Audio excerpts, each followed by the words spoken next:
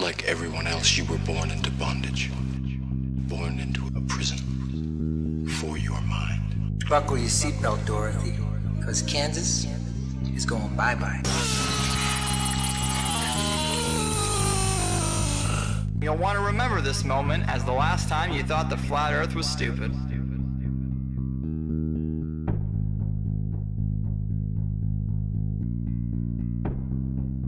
Hello everyone, this is ODD, and yes, I'm finally admitting that even though I don't like labels, I'm a flat earther. Based on my research for the past 10 months, our world is very different from the model that we are being taught by the authority on the matter. It took me a while to come to terms with this, and it took even longer to gain the courage to talk about it. It can be pretty embarrassing to go against popular opinion, but this is real. It's not a psyop, it's not a distraction, and it's not a bandwagon. It's a reasonable debate. It's thousands of people taking what we've been told and comparing it to what we see and experience, only to find out that they do not match up. Once you start digging into this, it becomes clear that there is no evidence for the speculated spinning ball that we supposedly live on, and everything points to a flat earth. The flat earth is much more than just reasonable. The one and only reason that it's reasonable to argue against the flat earth is that we've all been taught otherwise our whole lives. We blindly believe something that A, has never been proven, and B, is pretty much fucking impossible. Thanks to people like Eric Dubay, the flat earth has re-emerged and it has more steam than ever. Before I've ever even entertained the flat earth, I knew not to trust the space programs of the world. Close examinations of NASA and other space programs reveal that things aren't what they seem and that we, the people, are being lied to. We have no real pictures of the Earth, and no matter how hard we try, we just can't find the curvature. Not only that, but flight paths make more sense on a flat map, and large bodies of water not being able to curve into a giant ball completely resonates. Forensically speaking, the globe model is so very unlikely that any good detective wouldn't believe a fucking word the globe says. The globe's story is so full of circumstantial, impossible coincidences, which only prove that the globe is a fucking liar. We'll be going over that in this video, as well as other reasons why the world isn't what we're led to believe. I appreciate you tuning in. Let's get started.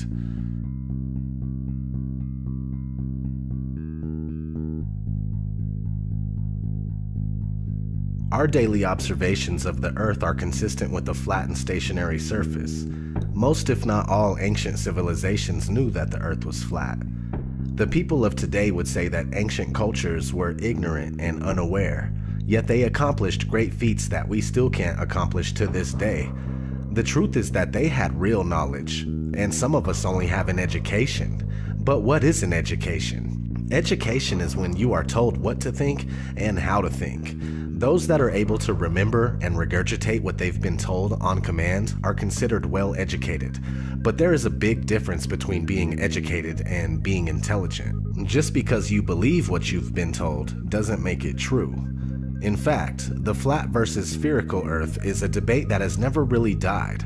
It's been raging for centuries. It was a huge argument as recently as the early and mid-1900s, but with programs like NASA, founded in 1958, the latter half of the 20th century was a win for the spherical Earth. It wasn't a question for the average person anymore. Though at the time the shape of the Earth was still up to be proven, NASA claims that they went to the moon and captured a shot of the spherical Earth as if they always knew it was indeed spherical. Those of you who think this technical difficulty was planned and think I'm scamming you, go do it for yourself. Because you're going to find the exact same thing. I got nothing to hide here. This is live on the air, okay? I'm going to zoom in on the Earth in Photoshop. Can you see the Earth? To image, adjust, levels, and I'm going to bring the levels over here. And I'm going to bring the levels up. Uh-oh. What is that? Why is there a square box around the Earth allegedly taken from the scientists on the moon in Apollo 17? And people wonder why I don't trust NASA. That's why I don't trust NASA. I mean, they're always out there saying, you know, Rob, everybody's trying to show you stuff from space and you keep rejecting it. This is why I reject it. These guys are liars. you know? What are some of the basic observations someone can make to ascertain that the Earth is neither a globe or spinning? We've been taught that we're on a ball spinning around the sun, and so to hear that you might be on a flat plane, motionless at the center of the universe with all the celestial bodies spinning around you, just as it appears, actually comes as a surprise. But it shouldn't, because our eyes, experience, and common sense all tell us that the horizon is perfectly flat, and we feel motionless. We don't hear ourselves whizzing by at thousands of miles per hour. No matter how high amateur rockets or balloons have gone up, the horizon rises to the eye of the observer all the way up, and that's only consistent with a flat plane. Their theory just gets more and more wild as time has gone on. And so, yeah, it began with the spinning Earth going 1,000 miles per hour, which is then circling around the sun at 67,000 miles per hour, which then they decided the sun wasn't a heliocentric model, but more of an acentric model, where they don't know where the center is, and we're just exploding out of a big bang. So the sun, we're spinning around the sun, and then the sun and us are spinning around the Milky Way galaxy, they say, at 500,000 miles per hour. And then the entire Milky Way galaxy, they say, is shooting off from the Big Bang at 670 million miles per hour, almost the speed of light. So there's at least 4 rip-raging, contradictory motions supposedly going at all times, yet you don't experience any of it, nor can you measure any of it using the stars. The flat motionless Earth, not only is it the greatest conspiracy of all, it's also the easiest to prove. I mean, it just is flat and motionless, just as it appears. Look into it more and more, make it a thing to try and debunk it, if you will. You know, even if you want to do it that way. Negative reinforcement works too. Try as you will, you're only going to find proofs for the flat motionless Earth. You're not going to confirm that you're on a spinning ball.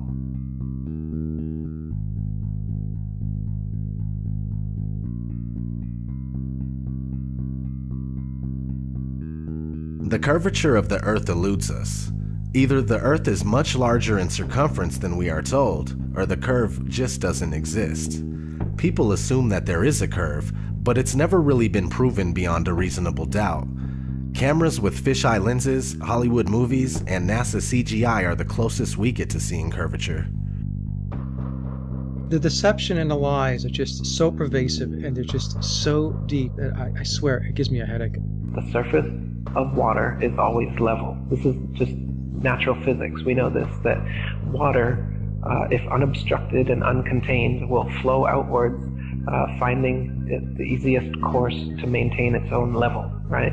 So, but the Ball Earth model claims that the oceans are huge 100-mile walls of curved water curving around the ball. That's ridiculous. They say that gravity makes this possible, but you don't see that. You go to the beach, you see a completely flat horizon, you see water just ever so gently coming up on the shore.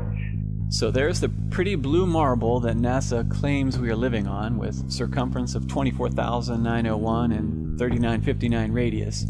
So to find the curvature, you take 8 inches times your distance squared. That's 8 inches times your distance squared, and if you don't square the distance, you end up with this, and this is not what NASA has shown us. They have given us a beautiful blue marble that we love. So you get 8 inches for 1 mile, 32 inches in 2 miles, 16.6 feet with 5 miles, so on and so forth. So what I did is I shot this pier, which is in Daytona Beach, Florida, and as you can see, between the water and the walkway of the pier is about 12 to 16 feet based on the height of the people and the railing. So I started at Granada, which is 4.92 miles away, and I shot this, and based on that distance and the formula, there should be 16 feet of curvature, but obviously you can still see the entire gap under the walkway there between that and the water. So in addition to that, behind that pier is actually a lighthouse, which you can see right above the pier, you can see the light. That is 16 miles away from my location. And I shot that lighthouse. Now that lighthouse is 175 feet tall, and the curvature from 16 miles away should be 170 feet. You can clearly see about the entire lighthouse beyond that pier. So like I said, there should be 170 feet of curvature, but there's none. And those hotels there are even further. Those are in New Smyrna, which is 20 miles. If NASA is right and there is, we do live on a ball, they're going to have to make up that curvature. If it's not in the 20 miles I'm shooting, well then that means it's got to be made up further on down the line. So you can't have it both ways. You can't say we live on this ball and then say, oh, you can't detect the curvature. Well, you got to detect it somewhere, because if it's not dropping here, it's going to have to drop even more down the lines in order to make that circle, that ball they say we live on. And it's pretty round. That blue marble they give us is perfectly round.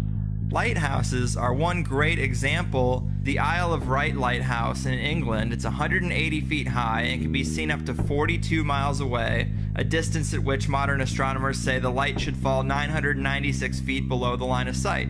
Why can you still see it? Another one worth mentioning that people be familiar with is the Statue of Liberty. It stands 326 feet above sea level, and on a clear day can be seen as far as 60 miles away. Now, if the Earth was a globe at the dimensions that they give us, that would put Lady Liberty at an impossible 2,074 feet below the horizon.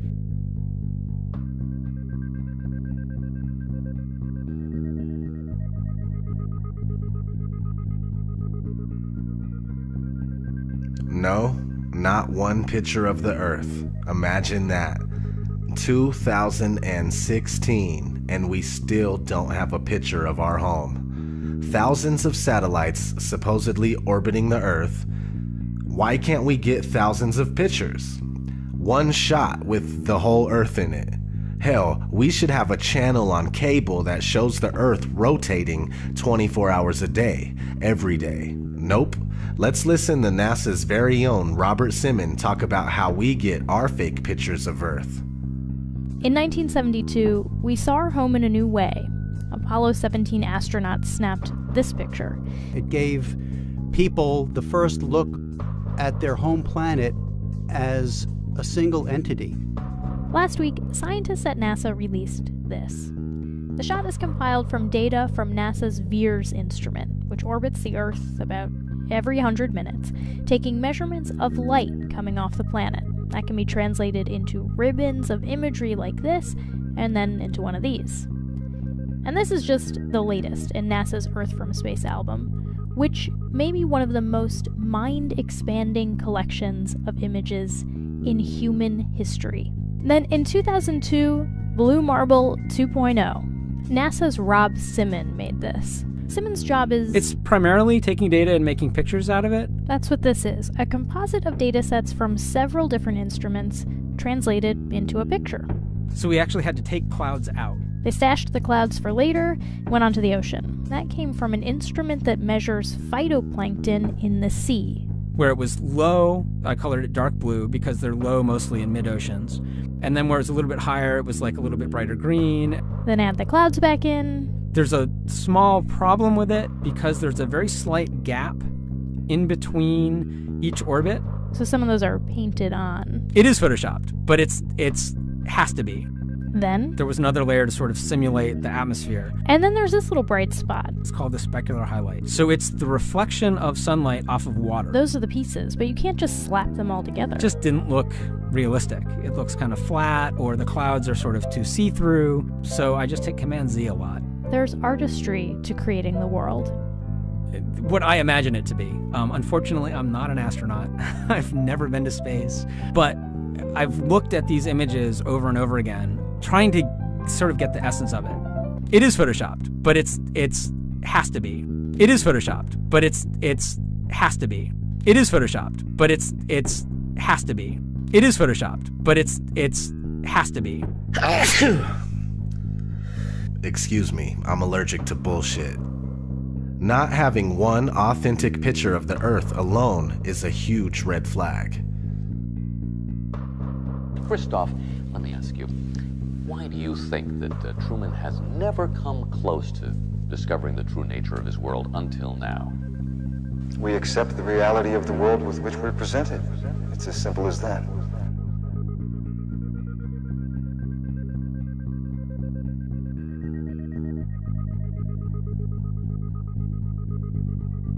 The flat Earth model is a working model. It's by no means definitive due to the nature of this massive cover-up. For the past 500 years, we've been completely buying into the Copernicus heliocentric model, but what we do know about the flat Earth is based on the azimuthal equidistant map that seems to be working out. This map goes as far back as the year 1000 and possibly earlier, now used as an official map by the U.S. Geological Survey and also as the official logo for the United Nations. Is this our real home being hidden from us in plain sight? I think it is. The first thing a lot of people say is, where's the edge? Well, look at this map where Antarctica is a 360-degree ice barrier that holds the water in. These ice walls are real, and they stand 150 feet above the surface of the water. Then you need to understand that there is no independent access to Antarctica. Average people can only go there on a guided tour. It has no towns, no cities, and no permanent residences. What's past the 150-foot ice wall is anyone's guess. How far the ice extends, how it terminates, and what exists beyond it. The Antarctic Treaty, signed in 1959 by 12 nations and more later on, states that Antarctica is for peaceful purposes only. No military activities, just scientific research and government exploration. Expeditions by any party must be discussed in advance. It's the longest and most successful treaty between nations. The treaty also states that there are ships, stations, and equipment to ensure compliance of the treaty. Sounds like military activity to me. Anyway, so this azimuthal equidistant map appears to be correct for the most part. Over the centuries, there's been other maps that look pretty close to it as well. Let's look at an interesting story that was recently in the news that supports this flat map. A woman gave birth on a flight from Bali to Los Angeles, so the flight made an emergency landing in Alaska. Here's what it would look like on a globe.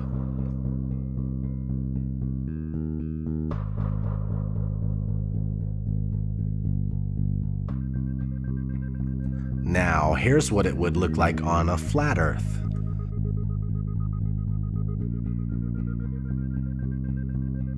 Which one makes more sense? Exactly. A big issue I was having with the flat Earth for the longest time was the sunrise and sunsets. I realized that it was a perspective issue. First, you must understand that the sun is not 93 million miles away. If it was, we would never see anything like this here. This is concentrated because it's closer. It's much more probable that the sun is only a few thousand miles away and that it's the same size as the moon. Once you comprehend this, all of the sudden, solar eclipses make sense. Holy fucking shit! Something that makes sense!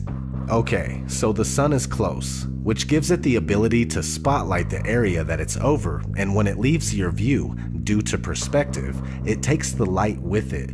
There is a generous amount of light where the sun is at, but since it's so close, it doesn't spread its light like it would if it were bigger and further. The sun circumnavigates the Earth like a huge clockwork. Sometimes that takes a while to sink in. Alright, let's talk about the Coriolis effect. The Coriolis effect states that when a moving object leaves the ground, the Earth continues to rotate, meaning that when shooting a gun at a certain distance, the bullet would be a little off due to the Earth's rotation. If that's the case, then airplanes would have to account for the Coriolis effect, but they don't. This is only a few things that work better on a flat, motionless Earth. Do you need 100 excuses as to why you're not feeling any motion or seeing any curvature? Are those excuses easier to believe? Or is it easier to use Occam's razor and go with what our senses are telling us? The Earth is flat and not spinning. Now, real quick, let's kind of just explain the Coriolis effect in layman's terms. The Coriolis effect is the effect that when the bullet leaves the barrel of the gun, it is actually leaving the surface of the Earth. So as the bullet leaves the barrel of the gun, the Earth is still rotating. and the bullet is not rotating with the Earth. So the Earth will actually rotate out from underneath of the bullet while it is in flight.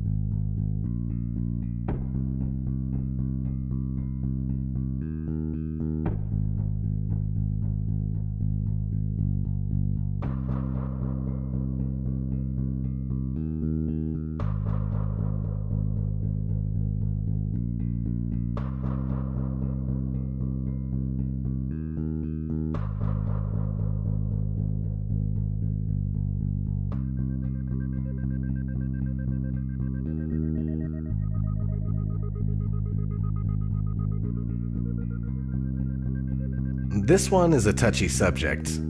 This whole fucking video's a touchy subject. So anyway, this one's hard to get across to people big time.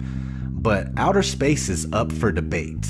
Space programs are compartmentalized, and most astronauts are Freemasons that have to swear an oath of secrecy when dealing with the so-called missions. The thing is that there is so much footage of NASA and other space agencies making mistakes. Sometimes we could see bubbles in the spacewalks. Sometimes we could see harnesses and wires on the people in the International Space Station. The permed hair that moves nothing like it would in zero gravity. These are huge red flags. Not to mention the Van Allen radiation belt. The Van Allen radiation belt is a layer of energetic charged particles that is held in place around a magnetized planet such as Earth by the planet's magnetic field. Sounds kinda like a dome if there is one. Oddly enough, one of NASA's employees admitted that this radiation belt needs to be figured out before humans could pass through it. Listen closely. As we get further away from Earth, we'll pass through the Van Allen belts, an area of dangerous radiation. Radiation like this could harm the guidance systems, onboard computers, or other electronics on Orion. Naturally, we have to pass through this danger zone twice, once up and once back. But Orion has protection. Shielding will be put to the test as the vehicle cuts through the waves of radiation. Sensors aboard will record radiation levels for scientists to study. We must solve these challenges before we send people through this region of space. Let's talk about satellites. We've already discussed how there are no pictures of the Earth. So, are satellites even real? Not likely. Ground towers are built all over the world and are more than adequate to relay our television, radio, and cell phone service. All GPS is done through land-based towers, and things like Google Earth are taken with high-altitude planes, and most of them are just done with cars on street level. Did you know that satellites were actually invented by Arthur C. Clarke, the science fiction author? I didn't know that. they shortly became science fact after that. The geostationary satellite, look it up. It was created by a science fiction author. And then within a decade, NASA claims to have sent a real one up there, and ever since then, that's where we get all our communications from. So if satellites were real, we would constantly hear stories of them being hit by meteors or comets, and that doesn't happen. No one's ever lost their DirecTV feed during the Perseids meteor shower because one of the meteors knocked out one of the satellites. It doesn't happen, it's never happened, and it won't happen. And that to me tells me there is no satellites. You would constantly be worried about them, and you would constantly hear about them having something happen, and it's so rare that you hear that.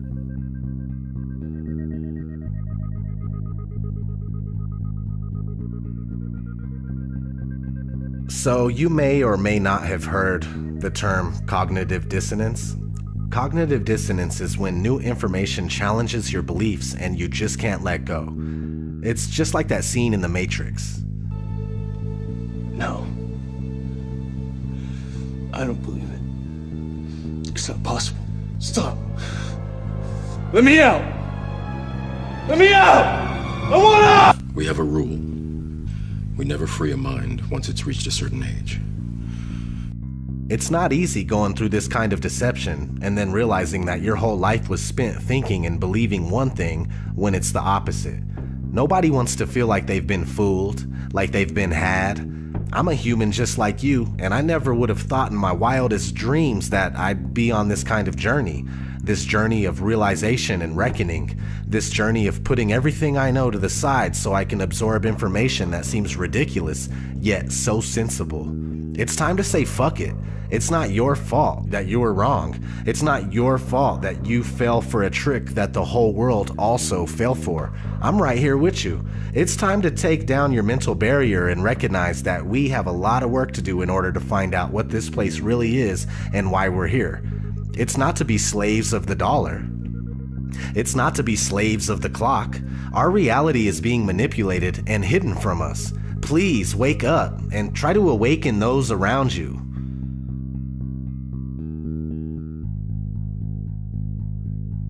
So how did this happen? Okay, let's start in the classroom. The first time anybody enters a school classroom, they are introduced to the globe model of the Earth.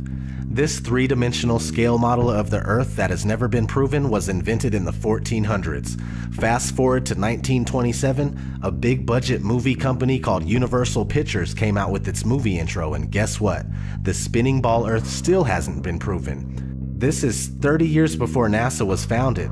Over the years, Universal kept coming out with similar logo intros, and to this day, we see the spinning ball Earth before many of the movies that we watch. Besides, there are countless movies about outer space that use the same model. We have been indoctrinated, and it's as simple as that. For the spherical Earth to remain unproven after this long is a wake-up call to everybody that lives here. We need to shed this programming right here, right now, and find out what the fuck is going on. No more embracing this sick illusion that was created by psychopaths. I'm going to keep searching for answers and trying to make something happen. All I want to know is, who's coming with me?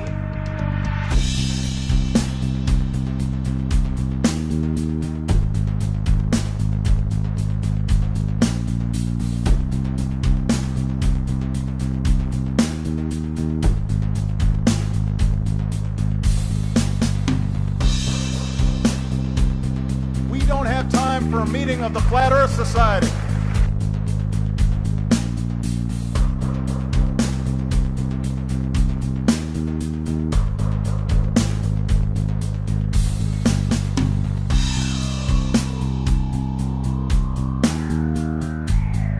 I'd like to be an explorer, like the Great Magellan. Oh, you're too late. There's really nothing left to explore.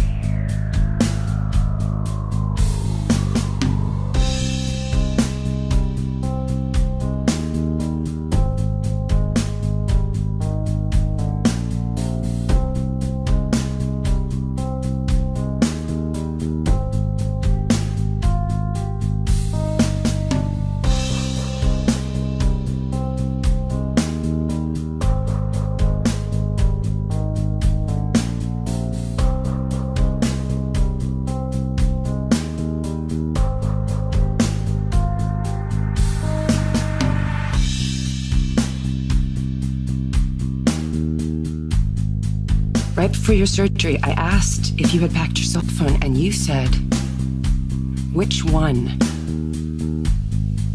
When? Skylar, I was medicated. I mean, I could have said the world was flat. You know what I think? I think you accidentally told the truth. The world was flat. You know what I think? You accidentally told the truth. The world was flat. You know what I think? You accidentally told the truth.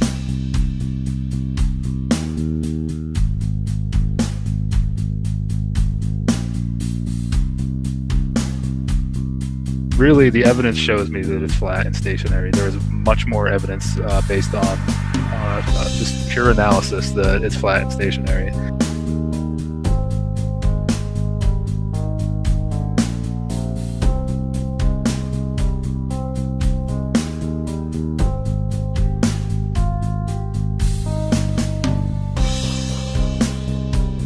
So it's not actually a sphere, it's oblate, and officially it's an oblate spheroid. That's what we call it. But not only that, it's slightly wider below the equator than above the equator. A little chubbier. A little chubbier. Yeah. Chubby's a good way. It's like pear-shaped. Yeah.